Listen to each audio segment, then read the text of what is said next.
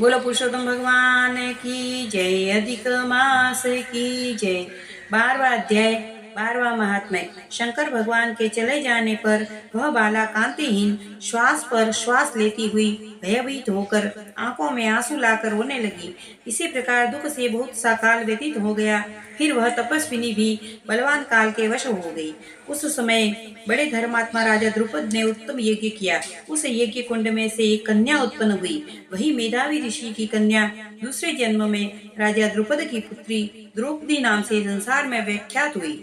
सो वह राजा द्रुपद के स्वयंवर में मछली की आंख बीनने पर अर्जुन को मिली। हे नारद, पुरुषोत्तम का अनादर करने से दुष्ट दुशासन ने उसके बालों को पकड़कर खींचा, परंतु उस समय वह बारंबार मेरे नामों को याद करने लगी। श्री कृष्ण कहने लगे कि हे द्रौपदी, मैं तो तुम्हें भूल ही गया था, पर तुमने जो मेरा स्मरण किया है तो मैं तत्काल गरुड़ पर चढ़कर आ गया और अनेक प्रकार से खींचे हुए वस्त्र को इतना बढ़ाया कि दुशासन उसको खींचता हुआ अचेत होकर गिर गया।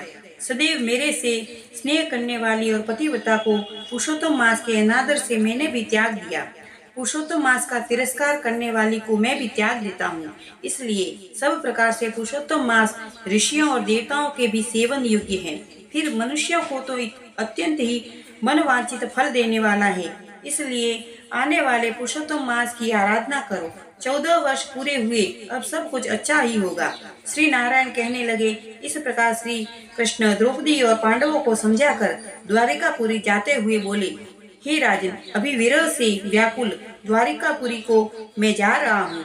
ऐसा कहने पर भगवान प्रेम में मग्न हो पांडु पुत्रों को धीरे धीरे लौटाकर द्वारिकापुरी को चले गए। श्री नारायण बोले, श्री द्वारिकानाथ के द्वारिका जाने पर युधिष्ठिर अपने भाइयों सहित तप करते हुए तीर्थों में विचरने लगे।